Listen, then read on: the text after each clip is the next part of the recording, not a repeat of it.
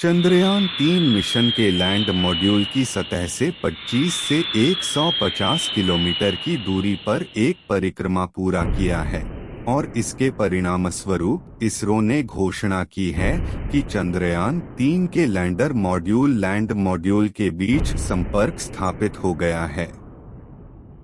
23 अगस्त को यदि सब कुछ अनुकूलित रहता है तो चंद्र की सतह पर सॉफ्ट लैंडिंग की जाएगी, जिससे भारत दुनिया के चौथे राष्ट्र बन सकता है जो चंद्र की सतह पर सफलतापूर्वक लैंड होगा। यह भी संभावना है कि भारत पहला राष्ट्र बन सकता है जो चंद्र के दक्षिणी ध्रुव पर सफलतापूर्वक लैंड होने में कामयाब होगा, जो कि अब तक अमेरिका, रूस और चीन को ही प्राप्त है। इससे पहले के मिशनों ने प्रमाणित किया कि चांद पर पानी मौजूद है। चंद्रयान-2 के दक्षिणी ध्रुव पर लैंडर की कोशिश थी, लेकिन वह सफल नहीं हो सकी। हालांकि चंद्रयान-2 का मॉड्यूलर मिशन सफल रहा है। चंद्रमा पर प्रक्षिप्त होना कठिन होता है, जैसा कि रूस के लूना 25 मिशन की गतिविधियां दिखाती हैं। 23 अगस्त को सफल लैंडिंग की उम्मीद है और चंद्रयान-3 हमें पानी, जल स्रोत और खनिजों की खोज में मदद करेगा। चंद्रयान-3 के प्रोजेक्ट को मार्गदर्शन के लिए विशेषज्ञों को शामिल किया जाएगा और एक पेपर मॉडल तैयार किया जाएगा। इस मॉडल में 50 स्कूली छात्र भी शामिल होंगे। वैज्ञानिक बहुत आत्मसंवादी हैं और उन्हें यकीन है कि लैंडिंग सफल रहेगी।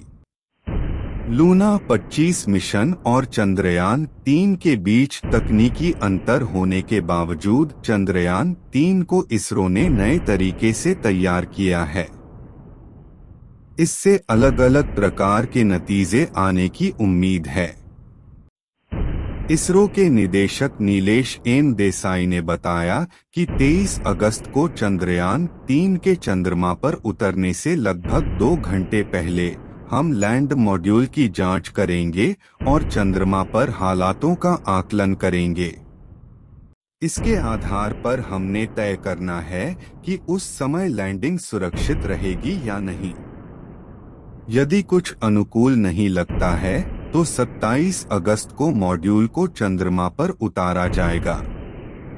हमें किसी भी प्रकार की समस्या की आशंका नहीं है और हम विश्वास रखते हैं कि हम 23 अगस्त को मॉड्यूल को चंद्रमा पर सफलतापूर्वक उतार सकेंगे।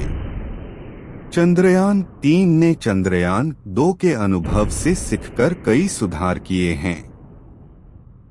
इस बार लक्षित लैंडिंग क्षेत्र की आयतन बढ़ाकर 4.2 किलोमीटर लंबाई और 2.5 किलोमीटर चौड़ाई दी गई है।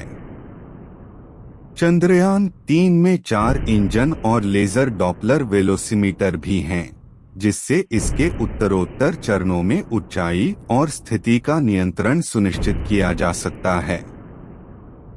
23 अगस्त को भारत अपने चंद्रयान-3 मिशन के जरिए चंद्रमा की सतह पर पहुंचने का प्रयास करेगा, जिससे आर्थिक रूप से बहुत सारे लाभ प्राप्त हो सकते हैं। भारत की अंतरिक्ष अर्थव्यवस्था का लक्ष्य है कि 2025 तक 13 अरब डॉलर तक पहुंचे।